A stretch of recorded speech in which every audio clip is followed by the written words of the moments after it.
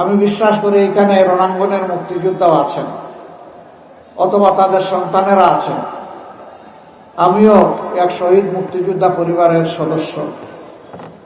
আমার যে ভাই জীবন দিয়েছেন, আমি বিশ্বাস করি এমন বাংলাদেশের চিত্র দেখলে তিনি হয়তো সেদিন মুক্তিযুদ্ধে অংশগ্রহণ করতেন না।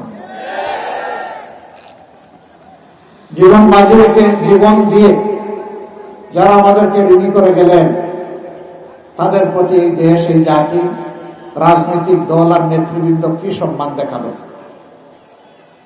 তাদের তো স্বপ্ন ছিল একটি ন্যায় সাম্যের বাংলাদেশ তারা কায়েম করবে, মানুষের জীবনে অর্থনৈতিক মুক্তি আসবে, সন্তানরা সুশিক্ষা পাবে,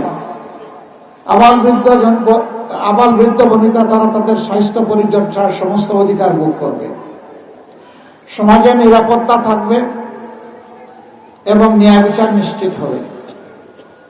আসলে কিছুই হলো না। কার কারণে হলো না? এর জন্য কি সাধারণ জনগণ দায়ী? অবশ্যই না। দফায় দফায় যারা দেশ পরিচালনার সুযোগ পেয়েছিলেন, ভালো যদি কিছু করে থাকেন এইটাও তাদের কৃতিত্ব, অপকর্ম যদি কিছু থাকেন তারও দায় তাদের। কেউ কোনো কিছু ভালো করে নাই এ কথা আমি বলবো না,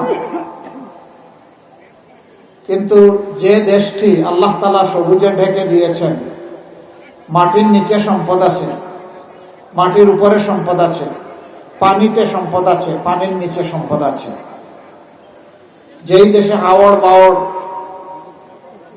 বনজ কৃষিজ সম্পদ আছে, যে দেশের মানুষ পরিশ্রমী, যেই দেশের মানুষের হাতের ছোঁয়ায় দুনিয়ার বিভিন্ন দেশের কপাল কিসমত বদলে যায়, এই দেশের মানুষের কপাল বদলায় না কেন? এই না বদলানোর মূল কারণ হলো অসৎ নেতৃত্ব। এরা যখন জনগণের কাছে ভোটের জন্য আসে, তখন এক একজন পীর দরবেশ আউলিয়া হিসাবে আসে। তারা আসে বসন্তের কোকিল হয়ে, বসন্তের সুবাতাস উপভোগ করার জন্য। ইলেকশনের সময় এসে উন্নয়নের একদম গঙ্গা পদ্মা, তারপরে সুরমা কুশিয়ারা বয়ে দেয়। কয়েক নদীর কথা বললাম না, কারণ এটা মাঝে মাঝে রাগ করে। কিন্তু যখন ইলেকশন চলে যায় তখন আর খুঁজে পাওয়া যায় না। একবার এক শ্রান্ত পথিক চৈত্র মাসের দিনে দীর্ঘ মাঠ পাড়ি দিয়ে এসেছে।